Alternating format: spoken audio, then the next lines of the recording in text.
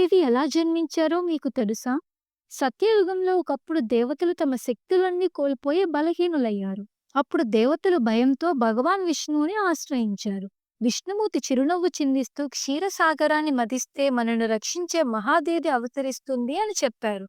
మందర పర్వతాన్ని మదనదండగా ఏర్పాటు చేశారు. వాసుకి నాగరాజును తాడుగా ఉపయోగించారు. దేవతలు ఒక పక్క, అసురులు మరో పక్క నిలబడి క్షీరసాగరాన్ని మదించడం ప్రారంభించారు. మదనం సాగుతున్న కొద్దీ చంద్రుడు, కామధేనువు, ఐరావతి ఏనుగు అన్నీ పుట్టుకొచ్చాయి. ఒక సమయంలో క్షీరసాగర పళ్ళన్నీ ఒక్కసారిగా బంగారు వెలుగులో మారినట్టయ్యాయి. సముద్రం మధ్యలో ఒక భారీ పద్మం వెలిసింది. అపారమైన కాంతితో మెరిసే ఒక దివ్య స్త్రీ. ఆవిడే లక్ష్మీదేవి.